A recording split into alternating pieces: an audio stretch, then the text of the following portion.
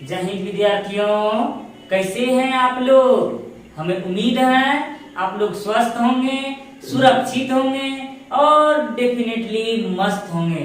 जी हाँ बच्चों, स्वागत है सबका आईसीसी भारती क्लासेस में। मैं हूं आपका भारती सर और मैं आज आप सबके बीच एक नए टॉपिक लाइफ प्रोसेस को लेकर आ गया हूं। जी हाँ बच्चों, आज हम लोग लाइफ प्रोसेस में पढ़ेंगे। लाइफ प्रोसेस के साथ साथ हम लोग न्यूट्रिशन अर्थात पोषण से संबंधित जानकारियों के बारे में हम लोग पढ़ेंगे। आज हम लोग जानेंगे पोषण क्या है। सबसे पहले हम लोग जानेंगे लाइफ प्रोसेस क्या अर्थात जैव प्रक्रम के इसके बारे में बच्चों हम लोग जानेंगे। स्टेप बाय स्टेप हम लोग समझेंगे, तो बने रहे हमारे साथ आईसीसी भारती क्लासेस के साथ। अब हम लोग चलेंगे जैव प्रक्रम अर्थात लाइफ प्रोसेस की ओर। जी हाँ बच्चों, आप लोग जो लाइफ प्रोसेस देख रहे हैं जैव प्रक्रम अर्थात लाइफ प्रोसेस का अर्थ होता है जैव प्रक्रम। जैव प्रक्रम अर्थात जीव, सजीव और निर्जीव से बनी हुई दुनिया। जी हाँ, जैव प्रक्रम अर्थात जीवन चक्र जिसमें पूर्ण होती है। जैव प्रक्रम के बारे में आज हम लोग जानेंगे। सबसे पहले हम लोग जैव प्रक्रम को जानने से पहले, लाइफ प्रोसेस को जानने से पहले हम लोग सजीव और निर्जीव के बारे में जान लेना अत्यधिक आवश्यक होता है। जी हाँ बच्चों, जैव और प्रक्रम जो होते हैं सजीव और निर्जीव दोनों से मिलने के पश्चात अर्थात दोनों से मिली हुई एक दुनिया है।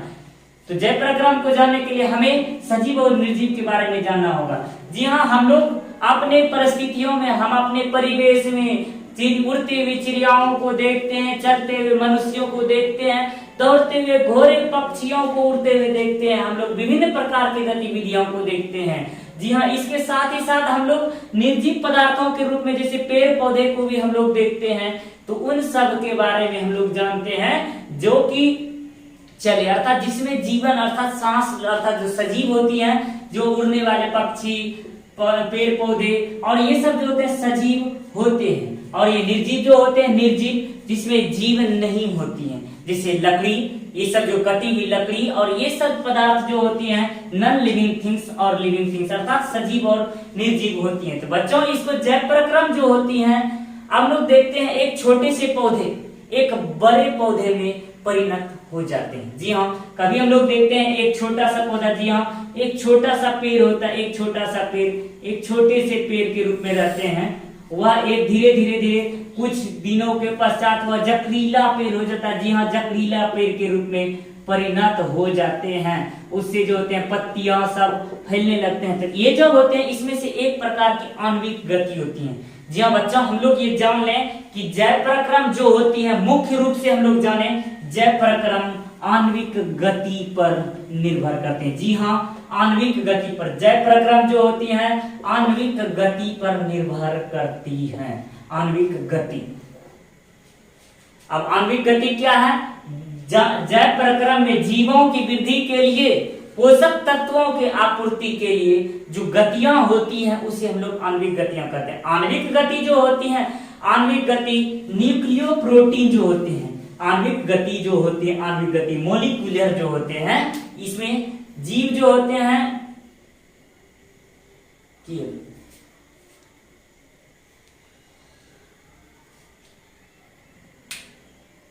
तो बच्चों जैव प्रक्रम जो होते हैं, जैव प्रक्रम में जीव द्रव्य का निर्माण होता है। जी हाँ, जीव द्रव्य का जो निर्माण होता है, जीव द्रव्य का जो निर्माण होता है इसमें न्यूक्लियो प्रोटीन से होते हैं।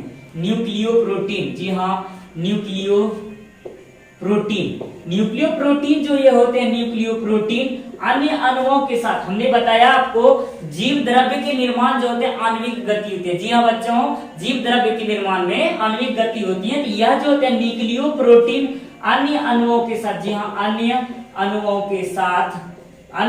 के साथ जुड़ती है। यह संयोजन करने के पश्चात जीव द्रव्य का निर्माण होता है। न्यूक्लियो प्रोटीन और अन्य अणुओं जब संयोजन करती हैं, आणविक गति जब एक दूसरे में स्थापित करती हैं, तब जाकर के यहाँ जीव द्रव्य का निर्माण होते हैं। जीव द्रव्य में जो होती है, जीव द्रव्य में सर्वप्रथम टूटे फूटे जीव द्रव्य जो होते हैं, जीव द्रव्य के निर्माण के लिए टूटे फूटे ऊतक होते हैं। सबसे पहले टूटने फूटे इसमें जो होते हैं जीव द्रव्य के निर्माण के लिए, जीव द्रव्य में ये प्रक्रिया होती है, पहले ऊतक टूटते फूटते हैं, अर्थात टूटे फूटे ऊतक।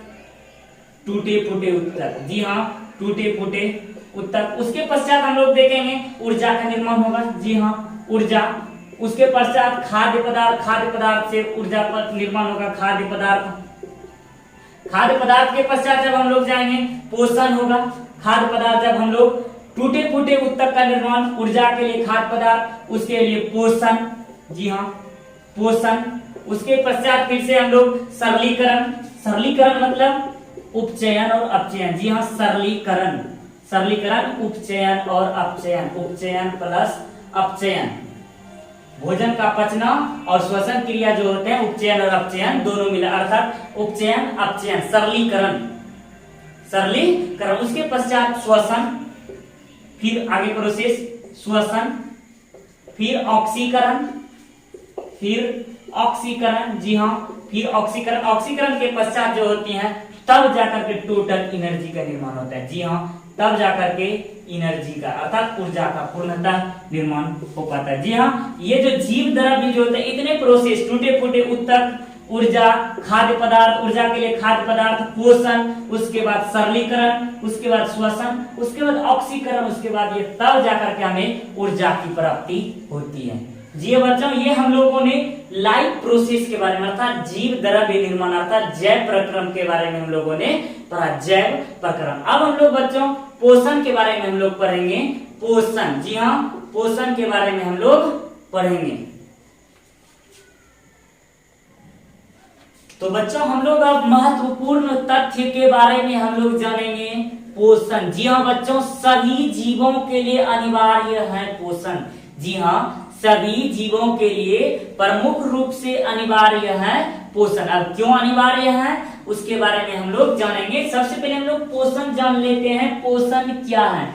जी हाँ बच्चों, पोषण के बारे में जब हम लोग जानेंगे, पोषण अर्थात न्यूट्रिशन वह पदार्थ जिसमें जीव पोषण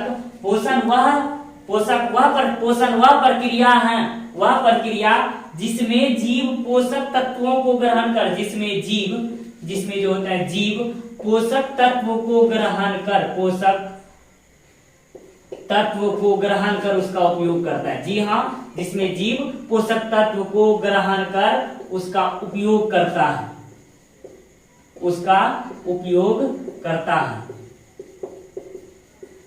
है, वह प्रक्रम पोषण वह प्रक्रिया है जिसमें जीव पोषक तत्वों को ग्रहण कर उसका उपयोग करता है। जी हाँ बच्चों, पोषण जो होते हैं, पोषण दो प्रकार के होते हैं। पोषण सबसे पहले हम लोग यह जान लेते हैं पोषण क्यों अनिवार्य है।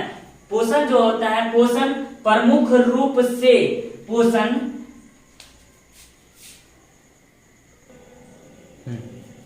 जी हाँ बच्चों, पोषण क्यों अनिवार्य है। पोषण जो होता है, पोषण प्रमुख रूप से उपापचयी क्रियाओं के लिए पोषण की अनिवार्यता जो है, जीवन संबंधी क्रियाओं को सुचारू रूप से चलाने के लिए पोषण आवश्यक है। जी हाँ, जीवन संबंधी उपापचयी क्रियाओं के लिए जो होता है जैव प्रक्रम आवश्यक होता है, उसमें से पोषण जो है, पोषण आवश्यक उपापचयी क्रियाओं के निर्माण के, उपापचयी क्रियाओं के निरंतर ऊर्जा की आपूर्ति। जी हाँ, जीवन का जो मेटाबॉलिज्म, उपापचयी मतलब मेटाबॉलिज्म में क्रिया जो होती है उसके लिए, उसमें ऊर्जा के निर्माण के लिए पोषण की आवश्यकता होती है। जी हाँ, जैसे हम लोगों की ऊर्जा की आवश्यकता, जब हम लोग भोजन ग्रहण ही नहीं करेंगे, खाना खाइबे नहीं करेंगे तो एनर्जी कहाँ से मिलेगा। इसके लिए अर्थात मेटाबॉलिज्म क्रिया जो होती है, मेटाबॉलिज्म क्रिया, उसके लिए पोषण अर्थात ऊर्जा की आपूर्ति के लिए पोषण की आवश्यकता होती है। उसके बाद होता है जीव द्रव्य के निर्माण के लिए टूटे फूटे उत्तकों की मरम्मति। जी हाँ, शरीर की वृद्धि के लिए टूटे फूटे उत्तकों का निर्माण। जी हाँ, शरीर की वृद्धि के लिए जो उत्तक टूट जाते हैं उसके लिए जो होते हैं उसका निर्माण आवश्यक होते हैं। जी हाँ बच्चों, हम लोगों ने स्वपोषण और परपोषण के बारे में हम लोगों ने पढ़ा कि स्वपोषण क्या है और परपोषण क्या है। अब हम लोग जान लेते हैं इसके बारे में। स्वपोषण कहने का मतलब है यह ओटो और ट्राप से मिलकर बना है। जी हाँ, ओटो प्लस ट्राप से मिलकर बना होता है, ओटो ट्राप। ओटो मतलब होते हैं स्वतः और ट्राप मतलब होते हैं संश्लेषण करने वाला। जी हाँ, स्वयं संश्लेषण करने वाला ओटो ट्राप। यह जो होता है इसमें से स्वतः संश्लेषण होता है, अर्थात जो अपना भोजन वह प्रक्रम है, स्वपोषण वह प्रक्रम है जिसमें जीव अपना भोजन स्वयं संश्लेषित करता है, अर्थात ओटो ट्राप। स्वयं संश्लेषी। इस वर्ग में जो होते हैं हरे पौधे आते हैं, हरे पौधे जो होते हैं इस वर्ग में आते हैं ऑटोट्रॉफिक्स में। और यह जो होते हैं दो प्रकार से क्रिया करते हैं, यह प्रकाशिक क्रिया, यह प्रकाशिक होते हैं, और यह जो होते हैं रासायनिक होते हैं। जी हाँ, रासायनिक होते हैं। प्रकाशिक कहने का मतलब होता है, प्रकाशिक जो होते हैं यह सूर्य की प्रकाश को ग्रहण करते हैं। जी हाँ, सूर्य की प्रकाश को ग्रहण करके यह जो होती है उपापचयी क्रिया का निर्माण करती हैं। और यह रासायनिक रूप में वह जो होती है रासायनिक प्रोसेस के द्वारा जो होती है वह ऑक्सीजन का निर्माण, अर्थात सूर्य से उपस्थित, सूर्य में जो होती है सूर्य की किरणों से, यहाँ प्रकाशिक क्रिया से वह भोजन के निर्माण के लिए वह तैयार करता है। और रासायनिक क्रिया के दौरान यह CO2 से, अर्थात वायुमंडल में उपस्थित कार्बन डाइऑक्साइड से यह ऑक्सीजन में परिणत कर देती है रासायनिक अभिक्रिया से। जो स्वपोषण में क्या होते हैं, प्रकाशिक अभिक्रिया, रासायनिक अभिक्रिया, दो प्रकार की अभिक्रिया होती है। जी हाँ बच्चा, हम लोगों ने समझा कि स्वपोषी क्या है, वह पोषण जिसमें जीव अपना भोजन स्वयं संश्लेषित करता है। ऑटोट्रॉफ क्या है, जिसमें जीव अपना भोजन स्वयं संश्लेषित करता है, उसे हम लोग स्वपोषण कहते हैं। स्वपोषण जो होते हैं दो प्रकार की अभिक्रिया करते हैं, एक प्रकाशिक अभिक्रिया, एक रासायनिक अभिक्रिया। प्रकाशिक अभिक्रिया के दौरान जो होती हैं यह सूर्य से आने वाले प्रकाश की किरणों को ग्रहण करके यह प्रकाश संश्लेषण की प्रक्रिया को निर्माण करता है, अर्थात प्रकाश संश्लेषण प्रक्रिया, फोटोसिंथेसिस। जी हाँ, प्रकाश संश्लेषण, यह प्रकाश संश्लेषण की क्रिया को संयोजित करता है प्रकाशिक अभिक्रिया से। यह रासायनिक अभिक्रिया से जो होती है, रासायनिक अभिक्रिया ये जो CO2 गैस का निर्माण जो हुआ, CO2 वायुमंडल में उपस्थित कार्बन डाइऑक्साइड, जो हम लोग सांस छोड़ते हैं वो कार्बन डाइऑक्साइड होता है, और जो हम लोग लेते हैं वो जो होते हैं O2 अर्थात ऑक्सीजन होते हैं। जी हाँ बच्चों, यह जो होते हैं स्वपोषी पेड़ पौधे से ही आवश्यक है। तो हमारे लिए पेड़ पौधे अर्थात स्वपोषी, केवल और केवल स्वपोषी पेड़ पौधे ही होते हैं जो कि अपना भोजन स्वयं संश्लेषित कर लेते हैं। यह पौधे हमारे लिए आवश्यक है। यह CO2 से कार्बन डाइऑक्साइड ऑक्सीजन में परिणत जो होती हैं रासायनिक अभिक्रिया से होती हैं। इसमें जो होती हैं एक विशेष प्रकार की संरचना होती है। अब प्रकाश संश्लेषण की प्रक्रिया के लिए इसमें जो होते हैं, इसके लिए आवश्यक होती है सूर्य प्रकाश, जल, कार्बन डाइऑक्साइड और हरित लवण। जी हाँ बच्चों, इसमें जो होते हैं स्वपोषी के लिए प्रकाश संश्लेषण पत्तियों के द्वारा होती है प्रकाश संश्लेषण प्रक्रिया। तो जो होते हैं इसमें से एक विशेष प्रकार की संरचना होती है, इसमें एक विशेष प्रकार की संरचना जिसको हम लोग हरित लवक कहते हैं, हरित लवक। जी हाँ, हरित लवक, जिसका रंग हरा होता है, और हरे पत्तियों, हरे पौधों में ही केवल और केवल स्वपोषण हो सकते हैं। जी हाँ, प्रकाश संश्लेषण की प्रक्रिया जो होंगे केवल और केवल हरे पौधों में उपस्थित होंगी। इसमें जो हरित लवक स्थित होते हैं यही प्रमुख रूप से प्रकाश संश्लेषण की प्रक्रिया की भूमिका को निभाते हैं। और यह हरित लवक जो होते हैं पौधे के पत्तियों में स्थित होते हैं, जिसके कारण पौधे की पत्तियों का रंग हरा होता है, और यह क्लोरोप्लास्ट में उपस्थित होती है। जी हाँ, पत्ती हरित लवक जो होती हैं क्लोरोप्लास्ट में स्थित होती हैं, क्लोरोप्लास्ट में स्थित होते हैं। यह जो होती हैं अपनी प्रक्रिया के दौरान, अपने भोजन प्रक्रिया के दौरान जो बनाते हैं उपोत्पाद के रूप में, जो हमें ऊर्जा अर्थात ऑक्सीजन की आपूर्ति जो देता है, ग्लूकोज के रूप में जो बनते हैं, उसके लिए यह प्रकाश रासायनिक प्रक्रिया के दौरान यह सूत्र के निर्माण करते हैं। तो यह होते हैं 6CO2 अर्थात यह जो होते हैं 6CO2 plus 6CO2 plus 12H2O अभिक्रिया, अर्थात इसको हम लोग पढ़ेंगे अभिक्रिया, अर्थात 6 कार्बन डाइऑक्साइड और 12 जल के अणुओं के साथ यह जो होते हैं सूर्य प्रकाश बटे क्लोरोफिल। जी हाँ, सूर्य प्रकाश बटे क्लोरोफिल, यह सूर्य प्रकाश और क्लोरोफिल के साथ अभिक्रिया करने के पश्चात यह उपोत्पाद के रूप में, प्रमुख उपोत्पाद के, याद रखना स्वपोषण प्रमुख उपोत्पाद के रूप में C6, जी हाँ बच्चों, C6H12O6 plus C6H12O6 plus 6O2 plus 6H2O। जी हाँ बच्चों, इसको हम लोग फिर से लिख लेते हैं 6O2 प्लस 6H2O।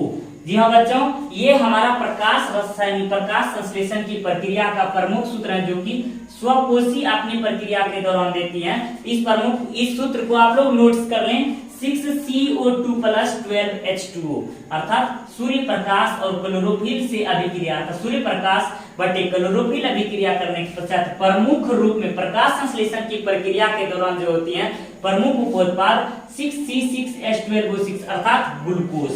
जी हाँ, ये जो होती है ग्लूकोज प्रमुख उपोत्पाद होती है। उपोत्पाद के रूप में ग्लूकोज निकलते हैं और उप उपोत्पाद, जी हाँ, उप उपोत्पाद जो होते हैं ऑक्सीजन निकलते हैं और H2O जल बाहर निकल जाते हैं वाष्पोत्सर्जन की क्रिया के दौरान। और पौधे जो वाष्पोत्सर्जन क्रिया के दौरान या जल पत्तियों के माध्यम से वह बाहर निकल जाते हैं। जी हाँ बच्चों, अब हम लोग स्वपोषण जो पढ़े हम लोगों ने, स्वपोषण इस प्रकार से जीव स्वपोषण प्रक्रम बताए। अब इस प्रक्रिया को जो फॉलो करते हैं, अर्थात जो इस प्रक्रम को फॉलो करते हैं, जो इसके आधार पर चलते हैं, उसे हम लोग स्वपोषी जीव कहते हैं। जी हाँ, अर्थात स्वपोषी जीव किसे कहते हैं?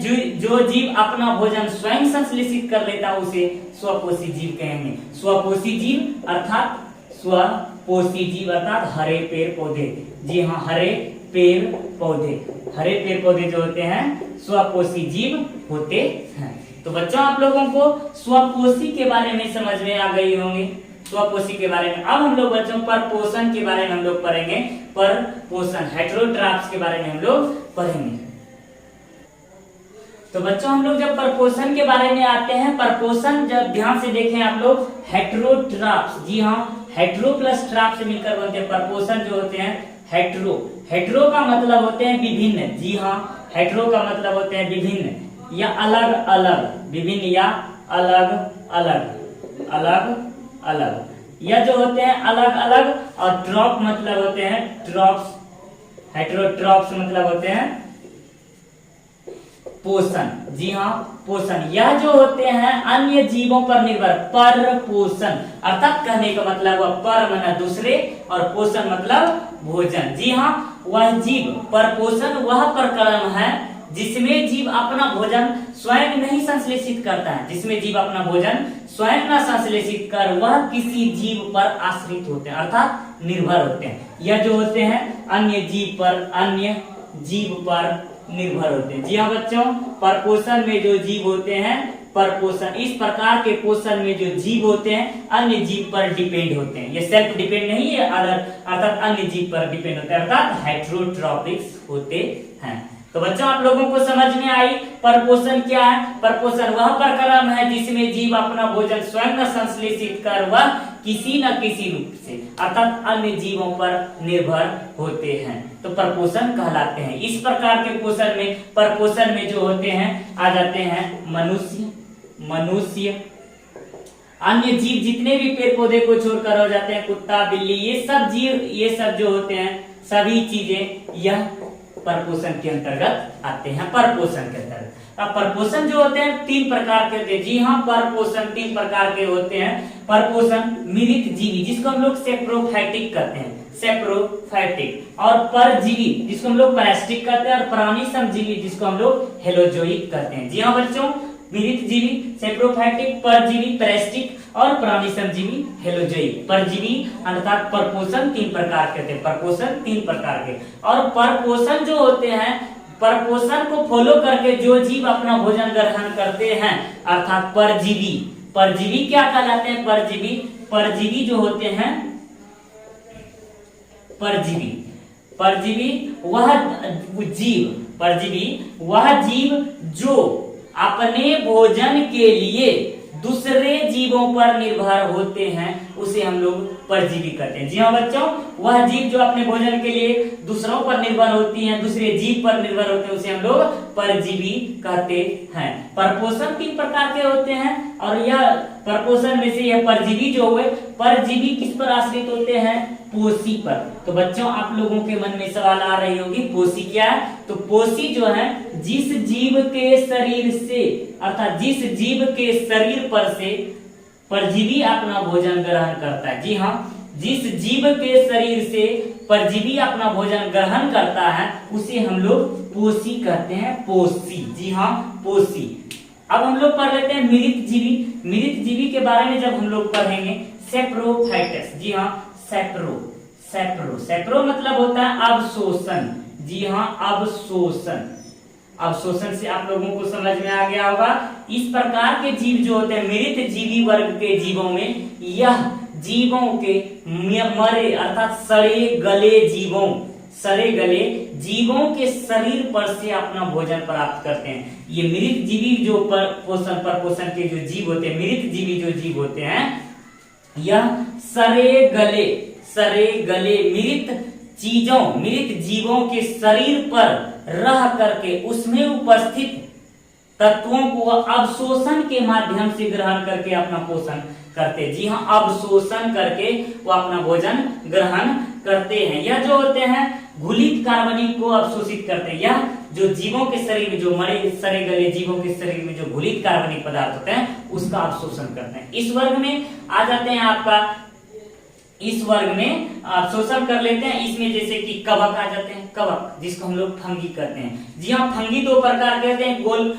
ये गोल कृमि और एक फीता कृमि टाइप के होते हैं। ये गोल कृमि जो हमारे शरीर पर आप देखते होंगे, खाद खुजली जो होते हैं वो भी फंगी ही होते हैं और वो कुछ पेट के अंदर ही होते हैं। ये कवक जो होते हैं, कवक बैक्टीरिया जीवाणु जिसको हम लोग कहते हैं, बैक्टीरिया, कवक, जीवाणु और प्रोटोजोआ, इसके उदाहरण लेंगे। कवक, बैक्टीरिया और प्रोटोजोआ, इसके जो उदाहरण हुए मृत जीवी के प्रोटोजोआ। जी हाँ बच्चों, इसका उदाहरण कवक, बैक्टीरिया और प्रोटोजोआ। कवक आप लोग देखे होंगे, कवक जैसे कि यह जो होते हैं जीवों के शरीर पर लग जाता है, वह अपना भोजन स्वयं ग्रहण करते हैं, अर्थात उसके जीवों के शरीर से वह भोजन ग्रहण करते हैं। जैसे कि आप लोग खाद खुजली का नाम जानते हैं। कवक जो होते हैं कि शरीर पर जो वह गोल घेरे टाइप का यह मार लेता है, गोल घेरा। हमें जब इसको माइक्रोस्कोप से जब हम इसको देखेंगे, इसको अथी करने के पश्चात जो होते हैं, इससे जो पानी निकलते हैं अर्थात जल जो होते हैं, जल जिधर जिधर जल फैलेंगे वह उधर उधर अपना प्रभाव जमा लेंगे। जब हम इसको माइक्रोस्कोप से जब हम लोग इसमें देखेंगे फंगी को, तो इसमें से हमें कवक का निर्माण दिखेगा, अर्थात इसमें से हमें छोटे छोटे जीवाणु दिखेंगे, बैक्टीरिया हमें दिखेंगे जो कि कवक है। जीवाणु, बैक्टीरिया और प्रोटोजोआ इस प्रकार के मृत जीवी के इसके उदाहरण है। यह जो होते हैं अपघटन होते हैं, अपघटक। जी हाँ, अब इससे सबसे पहले हम लोग मृत जीवी को हम लोग अपघटक कहते हैं, अपघटक। जी हाँ, अपघटक। यह जो होता है सड़े गले चीजों को समाप्त कर देता है, अर्थात अपघटन कर जाता है या उसको समाप्त कर जाता है, मृत जीवी। तो बच्चों हम लोग मृत जीवी के बारे में हम लोगों ने पढ़ा। अब हम लोग परजीवी के बारे में हम लोग जानेंगे। पैरासिटिक परजीवी क्या है? परजीवी वह जीव, पैरासिटिक सबसे बारे में हम लोग जान लें, इसको मिटा लें। परजीवी, परजीवी जो होते हैं यह पैरासिटिक। जी हाँ, पैरा मतलब होते हैं दूसरों पर और स्टिक मतलब होते हैं निर्भर। जी हाँ, स्टिक मतलब हुआ निर्भर। अब परजीवी क्या है? वह जीव जो अपना भोजन स्वयं न संश्लेषित कर क्या होते हैं, दूसरों पर वह निर्भर होते हैं। जी हाँ, वह दूसरों पर अपने भोजन के लिए निर्भर होते हैं, पैरासिटिक। यह इस वर्ग में जो आते हैं अनेक वर्ग के जीवाणु आ जाते हैं। एग्जाम्पल में गोल कृमि जो हमारे पेट के अंदर होती है, फीता कृमि, गोल कृमि, फीता कृमि, हुकवर्म, टेपवर्म, एंट अमीबा। जी हाँ बच्चों, एंट अमीबा, हिस्टोलिका, ये सब जो होते हैं परजीवी के उदाहरण। जी हाँ बच्चों, ये परजीवी के उदाहरण है। यह जो होते हैं हम लोग इसके बारे में जाने कि यह पोषी के शरीर पर निर्भर होते हैं, अर्थात यह जिसके शरीर पर यह पोषी पर निर्भर होते हैं, यह पोषी पर निर्भर होते हैं, पोषी पर निर्भर, अर्थात जिस जीव के शरीर पर अपना भोजन ग्रहण करता है उसे हम लोग परजीवी यानी पोषी कहते हैं। अर्थात परजीवी जिस जीव के शरीर पर से अपना भोजन ग्रहण करता है उसे हम लोग परजीवी अर्थात पोषी कहते हैं। इसके उदाहरण के बारे में हम लोगों ने जाना। अब हम लोग जान लेंगे प्राणी समजीवी। जी हाँ बच्चों, परजीवी पढ़ा, अब हम लोग प्राणी समजीवी के बारे में हम लोग जानेंगे। प्राणी समजीवी, यह एक विशेष प्रकार का स्वरूप है। जी हाँ, यह विशेष प्रकार का जीव है हेलोजोइक। जी हाँ, हेलोजोइक। इसके बारे में जब हम लोग जान लें हेलोजोइक के बारे में, तो हेलोजोइक जो होते हैं, यह हेलोज हम लोग पढ़ लेते हैं। हेलो मतलब हो गया यहाँ आपका दूसरे जीवों पर। जी हाँ, हेलो का मतलब यहाँ हो गया हेलो जोइक, दूसरे पर, यहाँ तो दूसरे पर। और जोइक मतलब होते हैं, जोइक मतलब उसके ग्रहण अर्थात ग्रह निर्भर तो होते हैं, उसके अनुरूप अर्थात उसके अनुरूप। इसकी यह विशेषता, यह प्रमुख रूप से यह विशेषता है कि प्राणी समजीवी अर्थात वह जीव जो अपने भोजन के लिए, प्राणी समजीवी हेलोजोइक के बारे में हम लोग बात कर रहे हैं। तो प्राणी समजीवी क्या है, तो इस प्रकार के जीव जो होते हैं अपने भोजन के लिए दूसरे जीवों के शरीर में स्थित होकर अर्थात दूसरे जीवों पर निर्भर होकर अर्थात उसके भोजन ग्रहण करने की विधि के द्वारा ग्रहण करते हैं। अर्थात यह विशेष रूप से होते हैं, यह उस पर निर्भर होते हैं लेकिन उसमें नहीं होते हैं, यह उसके भोजन ग्रहण करने की विधि के द्वारा ग्रहण करते हैं। प्राणी समजीवी अर्थात प्राणी समजीवी जो होते हैं यह दूसरे जीवों के भोजन ग्रहण करने की विधि के द्वारा यह ग्रहण कर जाते हैं, यह प्राणी समजीवी। इस वर्ग के उदाहरण में हम लोग लेंगे, जैसे एग्जांपल मनुष्य के बारे में हम लोग तो जानते हैं, मनुष्य, कुत्ता, ये सब जो होते हैं इसके उदाहरण है। मनुष्य, जैसे कि मनुष्य अपने भोजन के लिए डिपेंड होता है अन्य जीवों पर, वह जो होते हैं उसके भोजन ग्रहण करने की विधि के द्वारा, इसमें उच्च वर्ग के जीव होते हैं, यह उसके भोजन ग्रहण करने की विधि के द्वारा यह ग्रहण करते हैं। यह जो होते हैं ठोस या तरल के रूप में यह अपना भोजन ग्रहण करते हैं। और यह बच्चों, यह जो होते हैं पूर्णतः दूसरे जंतुओं के भोजन ग्रहण करने को फॉलो करते हैं। तो बच्चों, हम लोगों ने पोषण के बारे में हम लोगों ने जाना, पोषण क्या है। इस क्लास में हम लोगों ने जाना पोषण क्या है, और जैव प्रक्रम अर्थात लाइफ प्रोसेस के बारे में जाना हम लोगों ने, लाइफ प्रोसेस क्या है। तो बच्चों, हमें उम्मीद है आप लोगों को यह क्लास अच्छा लगा। अगर क्लास अच्छा लगा होगा तो आप लाइक और कमेंट्स में जरूर बताएं हम लोग, ताकि हमें आप लोगों को पढ़ाने में और खुशी हुए। आज की क्लास के लिए बस इतना ही, फिर हम लोग मिलेंगे अगले नेक्स्ट क्लास में। तब तक के लिए जय हिंद, जय भारत।